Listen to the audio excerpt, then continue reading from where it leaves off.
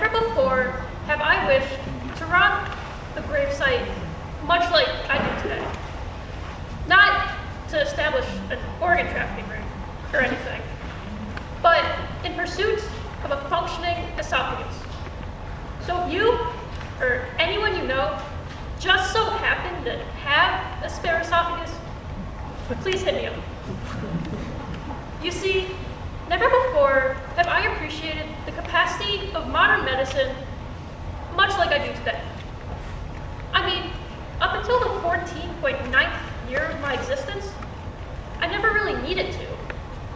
Beyond the yearly checkup to ensure that my brain was still braining, my heart was still pumping, and that I was very much not pregnant, I was fortunate enough not to be afflicted with any medical conditions. However, at my 15-year wellness visit, my doctor discovered that I had lost around 14% of my body weight. 14 pounds to be exact. So, in the time of my life when I was supposed to be enjoying the absolutely endless joys of puberty, instead, I weighed as much as a 5th grader. After being thoroughly interrogated, which included my doctor asking me if I hated the way I looked, no less than 25 times, to which I had to invent 25 ways of saying no, I explained that the process of consuming enough food to keep myself alive felt like a chore. Evidently, not my favorite activity. However, unlike losing access to my phone for not emptying the dishwasher, the consequences for not eating were ever so slightly more severe. After passing my doctor's lie detector test, I was diagnosed with avoidant restrictive food intake disorder, which, for the sake of brevity, is commonly referred to as ARFID.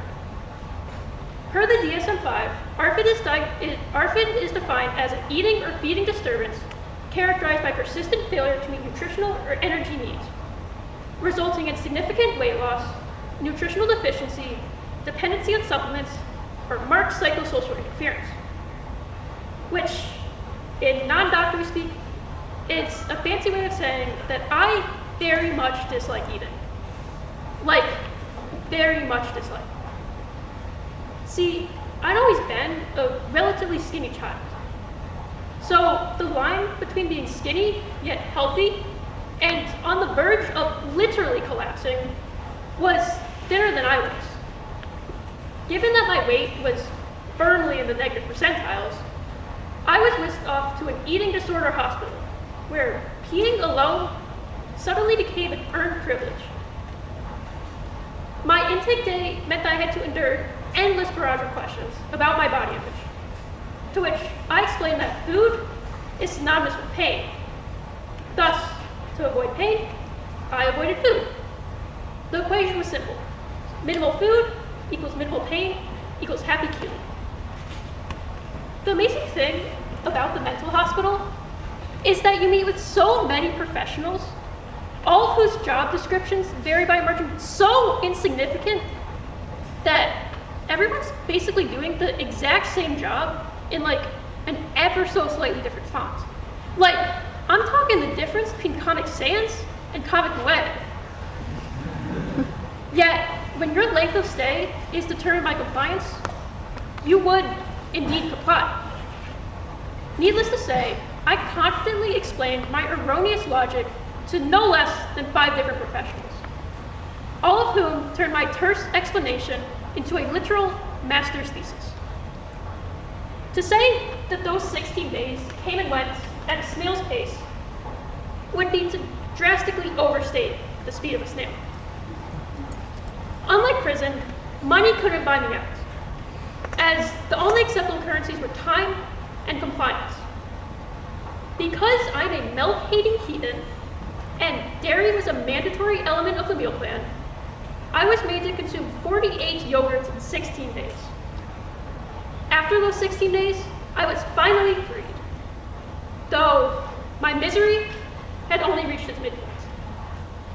See, not too long after I regained the ability to pee without being watched, I found myself back in the hospital. This time, the ER, as I was in the most pain of my entire life, The fear was that something was wrong with my heart, which would have been kind of not good. Thankfully, that kind of not good was avoided, as my second EKG in as many weeks came back normal. Thus, I was relegated to waiting room purgatory.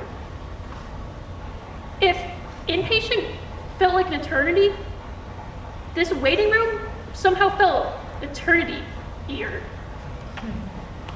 Finally, a room opened up for me. Never have I been more glad to see an IV pool. With the worst case scenario avoided and my blood work coming back normal, the doctors chalked it up to a bad case of acid reflux. Thus, I was put on a strict regimen of Mylanta and Pepsi.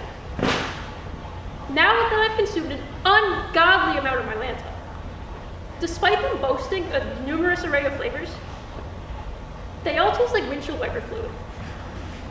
Absolutely delicious. And despite all that, the pain persisted.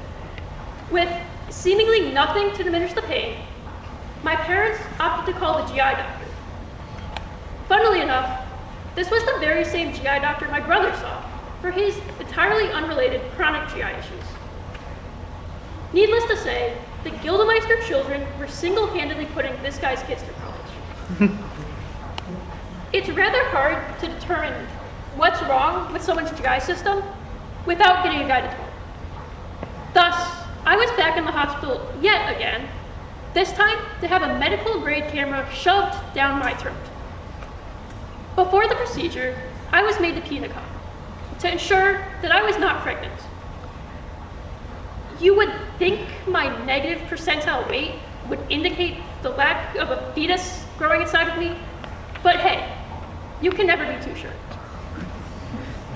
Not only did the procedure reveal that I was not, in fact, pregnant, who would have thought, but it also revealed a population of unwanted cells colonizing my esophagus. A biopsy of said cells revealed eosinophils, meaning that I was unknowingly allergic to something that I was eating. The only way to determine what that something was through trial and error, with much more emphasis on error. Dairy was the first to be put on trial, as that is the most common allergen. Thus, I was to retire from consuming dairy for 3 months. Veganism, here I come. 3 months came and went. Another cup was peed in, and another medical-grade camera was shoved down my throat. This time, my esophagus was liberated from eosinophil occupation. I was formally diagnosed with eosinophilic esophagitis, which is a fancy way of saying that without medical intervention, my body deems dairy as the enemy. Thank goodness it only took 15 years and 48 yogurts to figure that one out.